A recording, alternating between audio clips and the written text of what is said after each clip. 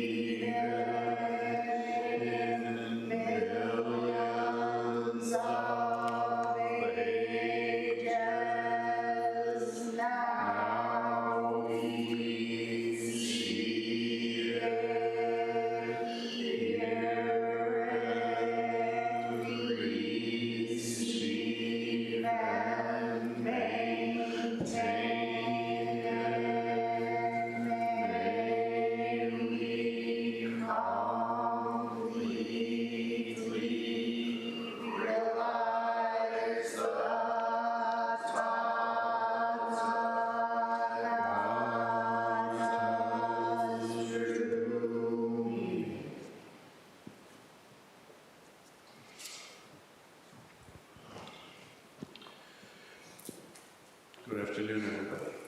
Thank you for being here to practice.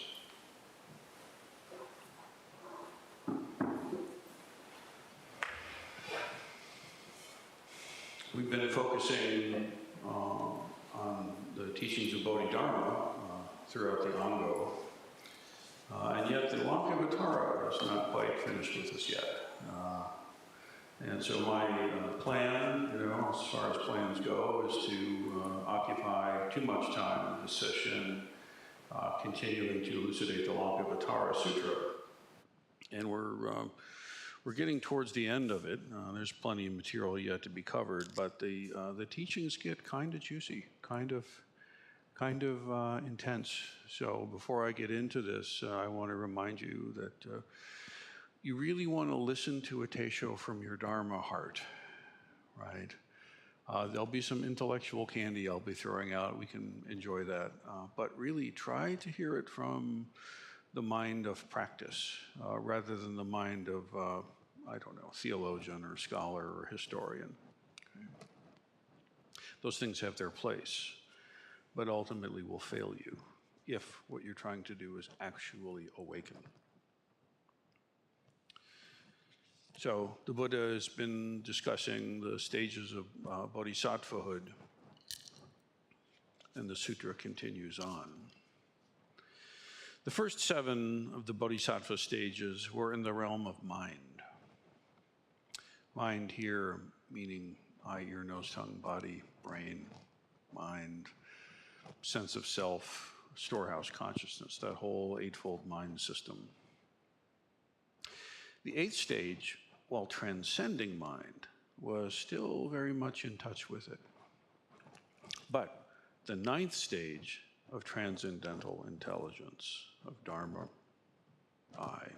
wisdom, by reason of their perfect intelligence and insight into the imageless of divine mind, which they have attained through self-realization of noble wisdom, they are now in the realm of Tathagatahood. Okay, so let's try to make some sense of this so far. The first 7 stages were in the realm of mind. So here's the thing, okay? Why, if everything is mind and it's immediately right here, what do we need to do that daily liturgy daily for? Like, why does that hold any value? If after all, justice is it, and we all are it, what's the point of chanting these words? Okay. It's very important to understand that in order to transcend the mundane mind, you have to load it with some helpful material, okay? There is benefit. In fact, there's a necessity to having a cognitive framework or intellectual understanding that is in line with what the teachings are. It's not sufficient. That won't get you where you need to be, but it is a necessary prerequisite, okay? So the sutra itself is saying that up through 7 stages, it still has a lot to do with that storehouse consciousness, with that sense of selfness, with the way you think, feelings, all sense perceptions, okay? So that's why, you know, when hopefully at a retreat like this, at session, when you're, you know, when a liturgy is happening, my hope is that you're not just sort of performatively getting through it. What you want to really be doing is saturating your mind stream. And I mean your mundane, everyday mind stream. You want to be saturating that mind stream in the Dharma, okay? There are many folks that have had, say a line from the Heart Sutra or something, or the identity of relative and absolute, say, that they've been chanting, you know, intensely for years, maybe decades. And then suddenly an actual realization or insight into the truth of this line comes. And the reality to which it points is known directly, not through an intellectual kind of cognition, but through a direct experiential awareness of some different kind. But it's very important to not therefore dismiss all the work that went up to prepare for that point. Okay? And this is something that was sadly missed by a lot of the very, very early adopting folks. You know, I can empathize with the challenge of trying to bring this wisdom tradition to a different culture that doesn't speak the language, that doesn't know anything about the customs, and meeting with people that, if they're even willing to meet with you, are already kind of countercultural to begin with. It's a heady mix, difficult, necessary. I think it's kind of like that every time, honestly. But you know, today we have the advantage of far more clarity around these basic teachings that the Great Awakened ones would have had as a basis of their practice and training. So the first 7 of these bodhisattva stages were in the realm of mind, and the 8th, while transcending it, was still very much in touch with it. But in the 9th stage of transcendental intelligence, by reason of their perfect intelligence and insight into the imageless of Buddha mind, okay? This is a kind of intelligence which is not coming from yes and no, up and down, me and you. There's this word transcendental. Don't get hooked by that, okay? Non-dual intelligence, the non-dual mind, okay? By reason of their insight into the imagelessness of Buddha mind, the boundlessness, the selflessness, the unbornness, they now are in the realm of Tathagatahood. So mind, right, is a source of conceptualization of dualistic thoughts, projections, okay? The ordinary mind. It includes the storehouse consciousness in the way of the sutra's teaching. And the storehouse consciousness is the, we credit Freud with the first one thinking of an unconscious, and Jung perhaps with a collective unconscious. But things have been noticed long ago. I'm not going to unequivocally equate those things, but centuries earlier, storehouse consciousness, right? And storehouse consciousness is primarily considered as a kind of a tank, a field wherein karmic seeds, good and bad, get planted and eventually produce their fruit or their thorn, depending on what they are, right? So this holds karmic seeds and it gives rise to samsaric experience. And this is a very important point to realize, that whatever it is that we're experiencing has something to do with the way that we're perceiving it, right? And the way that we're perceiving things inevitably has to do with what is in our storehouse consciousness that is now coming to fruition. And much of this is unknowable. Some of it we can say, some of it we can point to. I was left in the Kroger parking lot by myself when I was 5, and I've never been the same. Okay, we can talk that through, we can work it out, we can gradually go and put our hands on a shopping cart and not puke. We can work through things. But a lot of this is really ungraspable, okay? But the sutra encourages us always to embrace what is actually arising as the necessary first step, okay? If the first step is to flinch and wince and push against and why and how and oh my God, and all of that extra energy is actually a waste, okay? You could take that same energy and use it to ground yourself and to simply merge with what is so. And then, what are you going to do? Sure, we have to decide what we're going to do. But decisions that come from that place are of a vastly different quality than those that are simply the unfolding of karmic reactivity. Because each thing that we do, each decision that we make itself becomes the progenitor of further seeds. And this thing just keeps on spinning, you know? The wheel in the sky keeps on turning, right? But it's the wheel in your head, right? Over and over, right? So this condition and it's tied to illusion. See, unless it's realized on its own terms as its own true nature, you see. So a Tathagata is an enlightened being, okay? This is saying now that this stage, where are we, the ninth, comes into the realm of Tathagatahood. This comes cleanly in the realm of enlightened beings, okay? Those who have fully realized the true nature of mind itself, okay? Words get brought out here: emptiness, shunyata, non-dual, absence of self-nature, the unborn mind, on and on. The list is longer than my sleeve. Okay?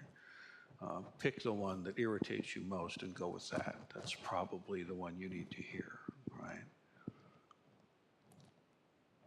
But this Tathagata is beyond the conceptual mind's reach, okay? Just let that permeate your conceptual mind. Okay? Your conceptual mind will not be able to think its way through this. It's literally not possible. In the way that my ear cannot dance about architecture. Okay? My nose cannot hear. The intellect cannot think its way into the house of Buddha. It can help get you prepped. It can help you along the way. It can guide you in worldly decisions. But ultimately, the source of your decisions and discernments and how will you respond, basically the sutra says, either comes from the ordinary mind or comes from prajna, comes from wisdom. So Tathagatas have transcended the discriminating mind. Their wisdom is not that which is based on dualistic awareness.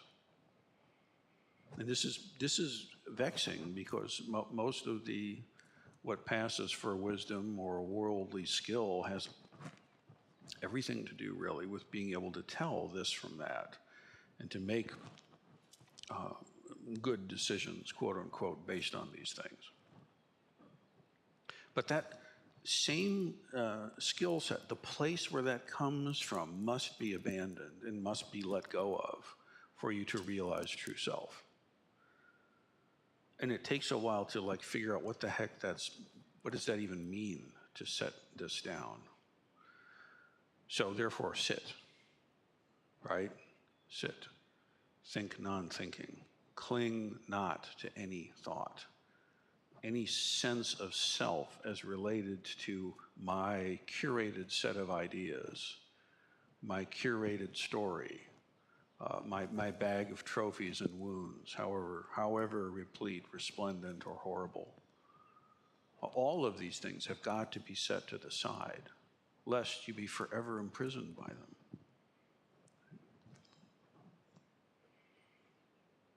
The wisdom that is not based on dualistic perception is a different source. It's a matter of embodying suchness, embodying unconditioned reality. See, as opposed to having a judgment that's based on discrimination, based on discriminatory consciousness, having the ability to function through prajna. You're basically either functioning through samsaric delusive mind or you're functioning from prajna mind.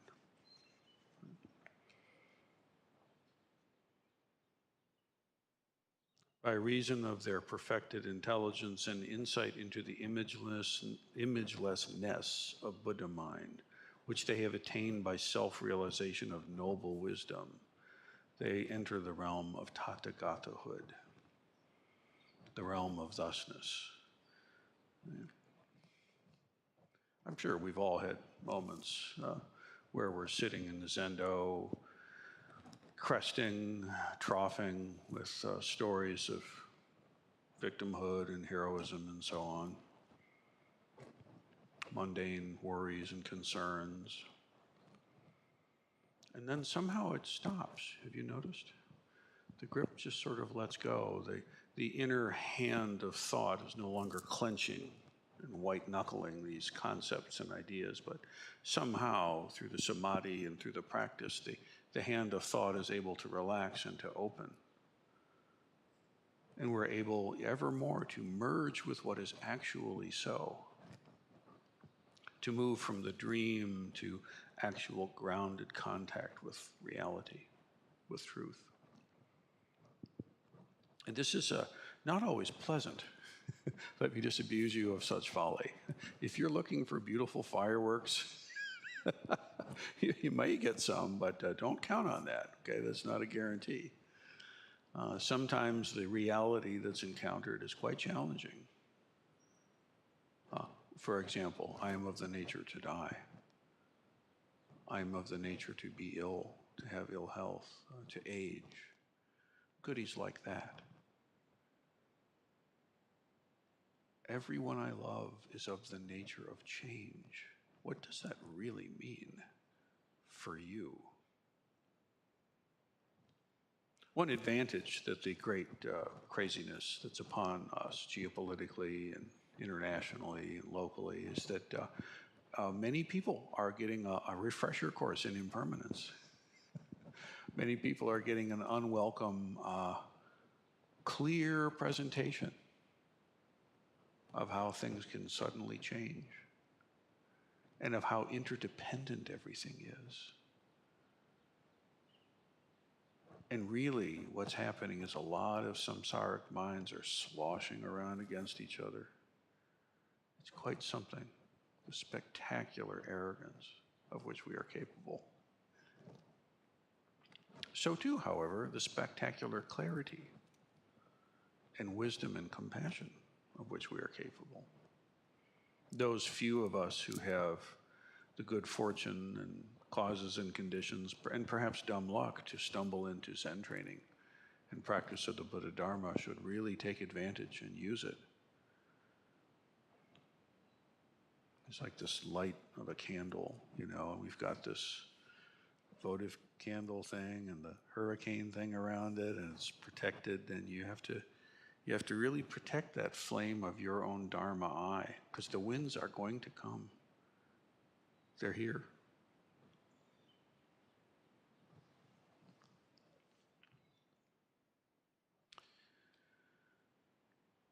Gradually, the sutra goes on. The bodhisattva will realize their tathagata nature. Gradually, even here at this 9th stage.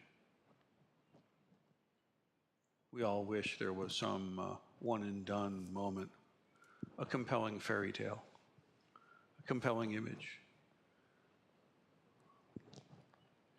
But it would be kind of like saying one really intense workout and you're fit for life. It doesn't work like that.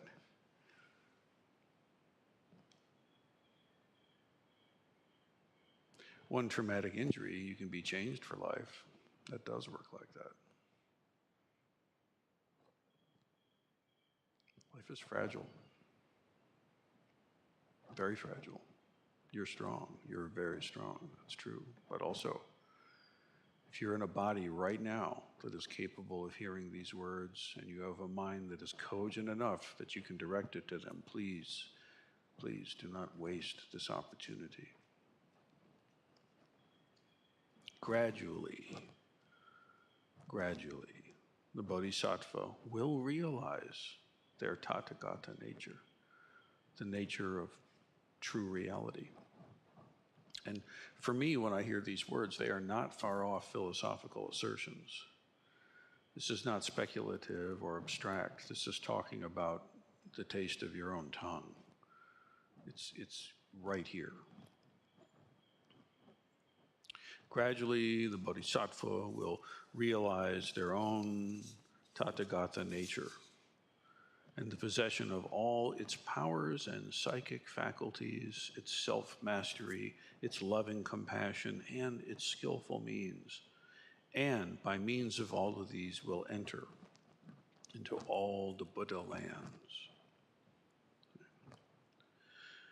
Gradually, the Bodhisattva will realize true self. And with it, they will realize the possession of all the true self's powers, psychic faculties, capacities, self-mastery, loving compassion, and skillful means. Skillful means the ability to rise in a form that is recognizable to those you seek to help. Notice, these capacities are not rising from the discriminating mind. These capacities are rising from Tathagata Garbha itself, the womb of suchness. Suchness, thusness, Buddha nature, unborn self is the source from which these qualities rise. Again, no amount of intellection will get you there.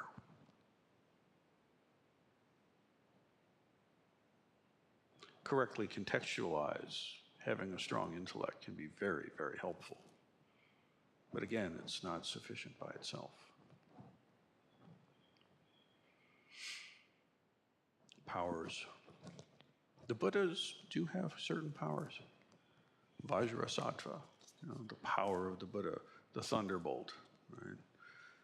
It's kind of an interesting etymology to trace. I won't go into it too much here, but the throwing of the thunderbolt and the symbol of that is a great power amongst the gods of old, Similar in the Buddhist story, the thunderbolt. That's what the Vajra is. In the top of the Jori bell, it's that kind of, we don't have one sitting there. It's a thunderbolt. So these powers, right?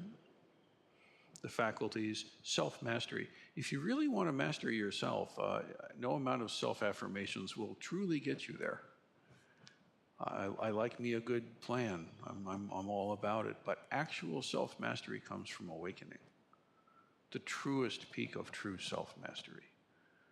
Not just getting yourself to follow through on actions. That's good. We should do more of that, I suppose. But real self-mastery in the sense of an ascended master kind of self-mastery, it has to do with realizing what's already here. That's the great irony. It's already here. Before you've ever had the first thought of practicing or anything like this, it's already completely correct and perfect, but it's not realized. Therefore, it's of no use. That samsaric mind still holds sway.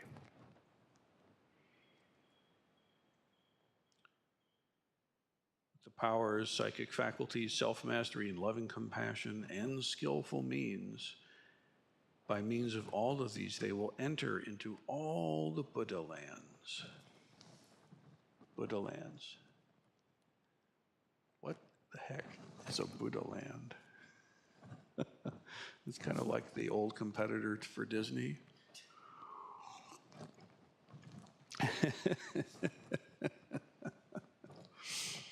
SeaWorld, Disneyland, Buddha Park. Oh, let's go there. And it's funny too in the Indic tradition, sutras like the Avatamsaka, of which you all know I'm very fond, and Rinsen Roshii has been engaging with. It's just delicious to me. Descriptions of the flowers and and angels, and it's very Baroque, and it's great. They describe the Buddha lands, And it's just fun. There was a period where I would geek out by reading all the bodhisattva names, descriptions of the palace lands and stuff. But don't be fooled. A Buddha land is not a physical or a geographical location. Okay? It is a manifestation of the mind of realization and its wisdom. That's what a Buddha land is. Okay? It's a manifestation of the awakened mind. Non-dual, mind only, emptiness, unborn. See? The projections of the purified mind of a Buddha, of a bodhisattva. There's much effort spilt in talking about pure land, and if you make offerings, or if you recite the right mantra or whatever, then post-mortem you'll be in a pure land where realization is possible, because this land is impure. The Dharma has left long ago. You live in a degenerate age, don't you know, and it's not possible now. But have faith in the this, that, or the other, and all will be well when you die. That's not what's being pointed to in the Lankavatara. No, this Buddha land is not some story like that. I'll remain agnostic on all that stuff. What I'm not agnostic about, I know in my own experience, Buddha land is right here, right now. Pure and impure has to do with the quality of the mind that's seeing it. It's based on your level of understanding and clarity. That is the bottom line. It's based on your level of understanding and clarity. That is the bottom line of this. Yes, some circumstances are preferable. Yes, some circumstances are deeply regrettable. I'm not disputing that. But how you see them has everything to do with the quality of your perception and the quality of your mind. You can have two people in exactly the same situation and perceive it radically differently. We all know this, even on a mundane level.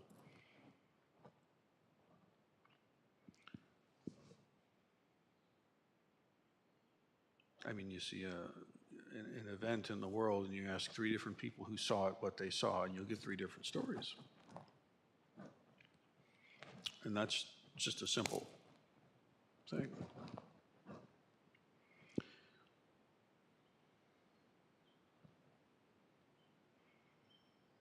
Buddha land, pure. Samsara land, impure. As is your mind, so is your Buddha land. As is your mind, so is your Buddha land, your mandala. The mandala which, whether you like it or not, you sit on the high seat of. And you cannot pass that torch, you cannot pass that buck. You're stuck. So how will you see this Buddha land? As is the mind, so is the Buddha land. Impure has to do with perceptions, how you perceive it, not with the thing that's being perceived. It is possible to perceive every instance of your life as an expression of Buddha. Yes, even the icky ones. Yes, even the delightful ones. Therefore, you must purify your mind. You must purify your way of perceiving yourself and the universe around you. This is where the work is.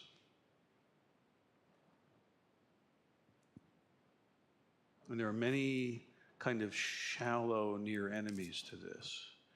I'm not talking about positive thinking. I'm not talking about affirmations or the secret and manifesting. I'm not talking about that stuff. I'm talking about literally the way you perceive yourself and the world around you at a pre-language level,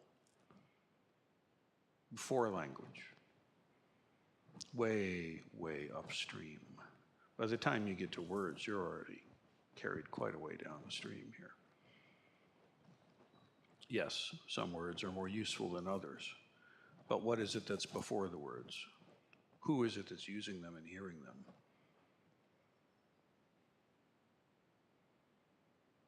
Of course, with full realization, we see that there's absolutely no difference between samsara and nirvana, this pure land and this impure land, this Buddha land and this messed up crapshoot.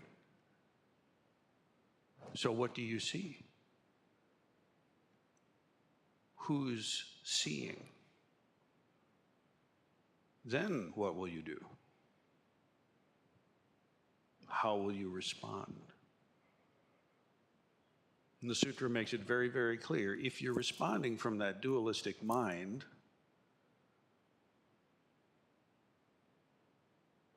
it's just going to be more churn.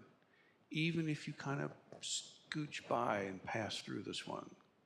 Close call, but it worked out all right. No, it didn't. All that happened now is you reified the wrong kind of thinking. Sometimes the best thing is for it to really just blow up. You can't deny. Yeah, this is not going to work. Let's go back to the drawing board. This light bulb is not lighting. We need another way. I forget the stories of how many times they tried to get a light bulb to work.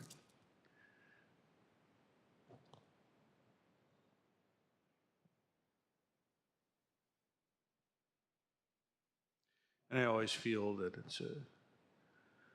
it's an advantage to have the consequences of our bad perceptions to come swiftly upon us. That's best. What you really don't want is to have the consequences get buried where they can fester and grow and deepen. You will hear about it. It will come up.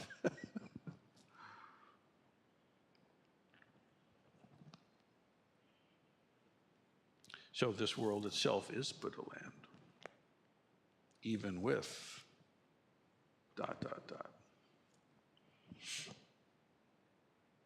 So this realm of noble wisdom is the spiritual domain of the awakened person. It's the realization of ultimate truth. It's the difference between being in the dream and being awake. Again, the whole thing is perfect and complete right from the get-go. And yet those words fall short if you're still trapped in the discriminating mind.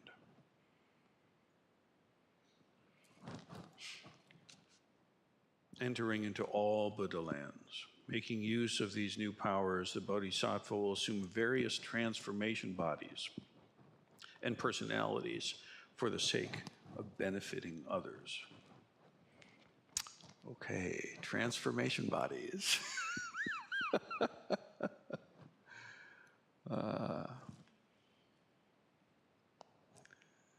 Yeah, it's not like the Hulk.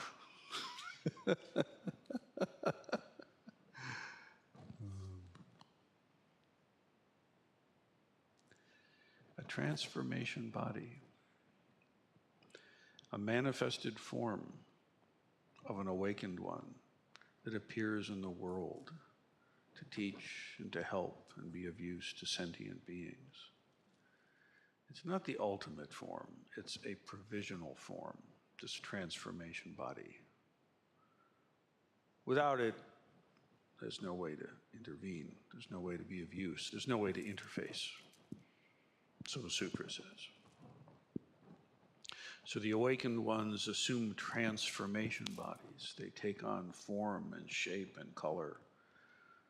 They'll even take on an eightfold mind system. They'll take on aging and sadness and grief and difficult situations. They'll even endure other people.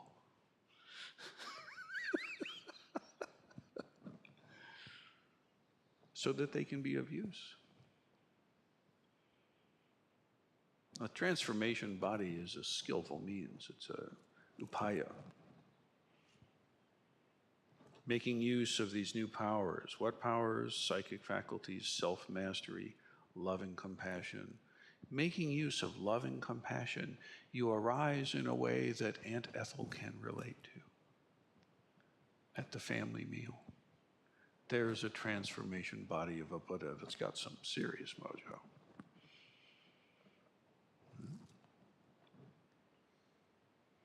They'll assume various transformation bodies. And this is the interesting thing. You've probably heard me express many times that the awakened mind is not tethered.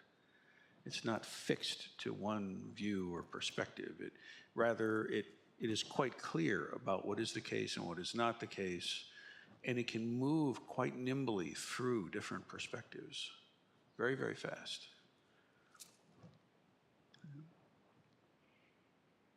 These different transformation bodies can even manifest different personalities for the sake of benefiting others. Recall the teaching, the 6 realms that the Buddha taught. A hungry ghost is not the same thing as a demon. And if you want to save a hungry ghost, you have a different job to do than if you're trying to do an intervention on a demon or a god. All require the appropriate means and the appropriate ways to engage.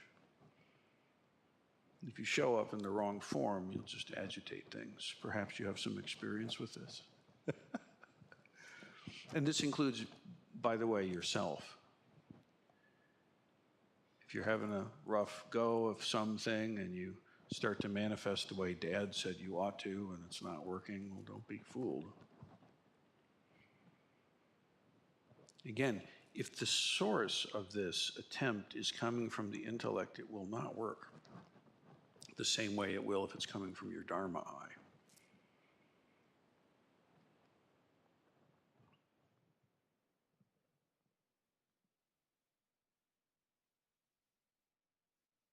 This true Buddha body transcends any form or appearance.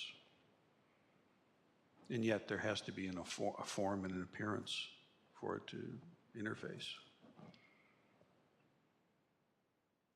But it is not born of karma. This is the important thing.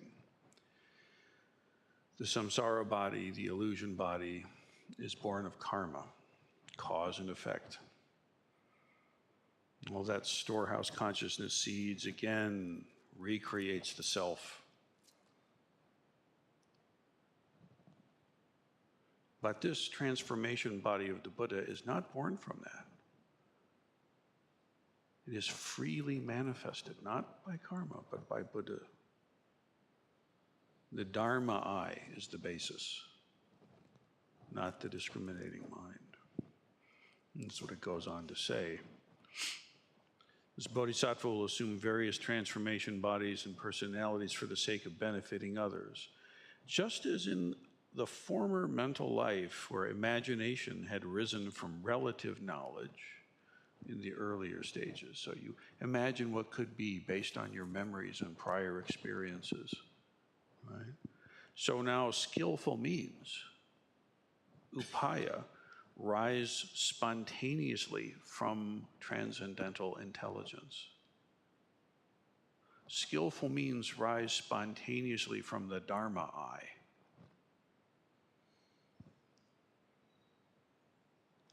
Skillful means various transformation bodies, different upayas arise spontaneously from the Dharma eye. Now, while it's true that koan study is not the only way to awakening, and it's true that koan study itself, by itself, is not the silver bullet, I wish it was, I do not know of any better training way to get that Dharma eye functioning. That's really what it's about. It's about getting yourself to be able to respond from Dharma eye instead of responding from intellect and memory. And you can. And here it gets very physical. Stage one, man, you've got to get your mind in that hara, and you've got to get that one point online. You have to do this, okay? If you concentrate your mind in that one point and really own that real estate, really take that territory and occupy it fully, you're making massive steps towards disentangling from the delusive mind, because the delusive mind will keep you forever as a prisoner behind your own eyeballs. That sense that you're up here kind of walking around and looking at stuff, and there you are up here somewhere, don't buy it. You aren't up here. Right now I am.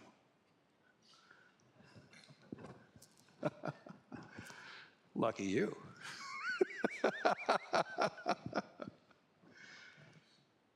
Really, imagine yourself standing over a great vista, looking at this beautiful ocean, say, or mountain, or, I don't know, temple altar, and realizing that where your head should be is that.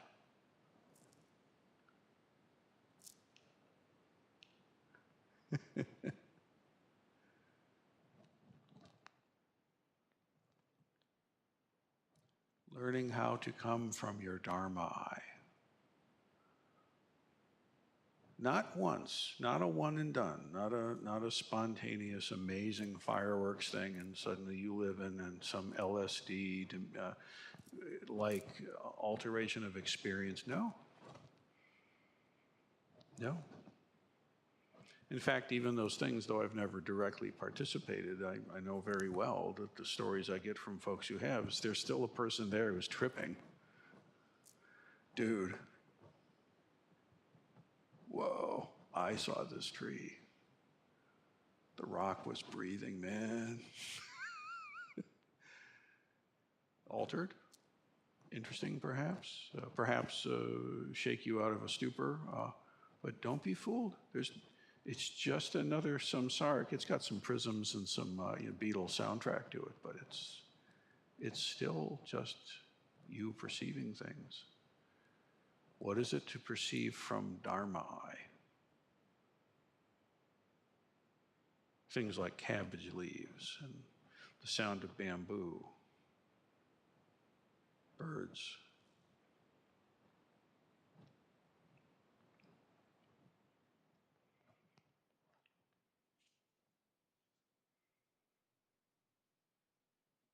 Making use of these new powers, the Bodhisattva will assume various transformation bodies and personalities for the sake of benefiting others.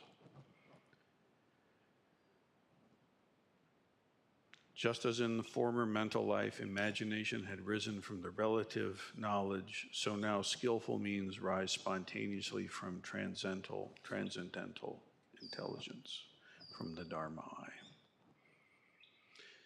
The sutra goes on in closing to say, it's like a magical gem that reflects instantaneously appropriate responses to one's wishes. Wouldn't that be nice? You want to talk about a gem that's worth coveting, that's worth going for, right? It's a magical gem that reflects instantaneously appropriate responses to one's wishes. Caveat. The wishes are drenched in the Bodhisattva vow, in the love and compassion and wisdom of Buddha. And there are so many situations that are so confusing and difficult and unclear, and your intellect is like white-knuckling the steering wheel and slamming on the brakes and the gas at the same time. It's especially at those times. Don't be surprised that they're arising. You're just like everybody else. You're nothing special. You're going to get a full smack. Everybody gets it. You're going to get a full dose. But especially at those times when you feel the revving and the racing and the clutching and the panicking, be still like the earth, be unmoved. If nothing else, be still. Regulate your nervous system. Literally, regulate your own damn nervous system. Breathe. Well, I can't breathe. I have to decide between the double sizing it or not. Do I want fries with this? Relax your nervous system. Breathe into that one point. Feel your feet. Feel your spine rising up. That's not a final solve, but it's a necessary step. If your nervous system is radically dysregulated, you can't do this. Settle. Settle, right? Get your nervous system and your cells and your bones acclimated to this stillness, to this spectacularly awake stillness, this non-interfering, non-picking, non-choosing, non-judging, non-heroic, non-victim, non-enemy. Simply what is exactly so in this very moment. How do you see it? How do you see yourself? And then we can use this transcendental intelligence, this Dharma eye, to do the ultimate work it's there for, which is to help you see into yourself, to see directly into this Buddha nature.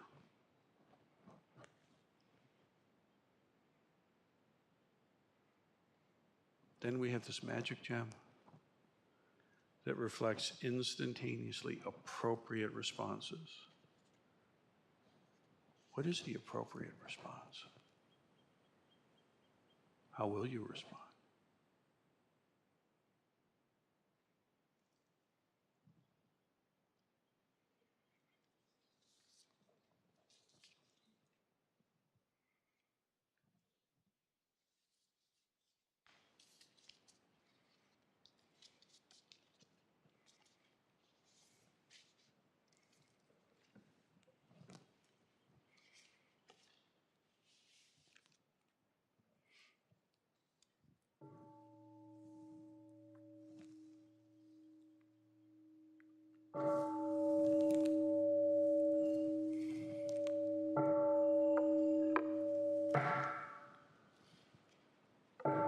Beings are numberless.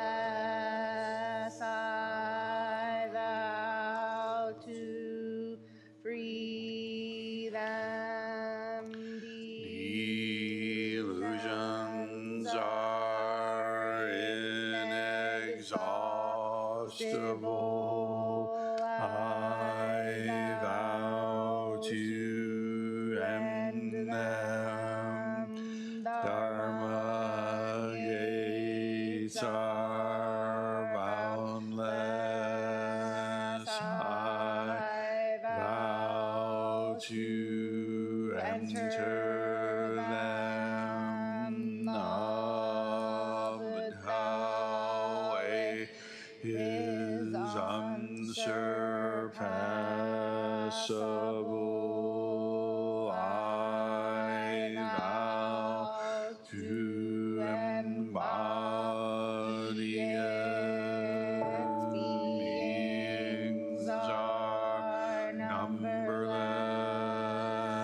I vow to free them. Illusions are inexhaustible. I vow to end them. Dharma gates are boundless. I vow to enter them. The Buddha way is unsurpassable. I vow to embody it. Beings are numberless.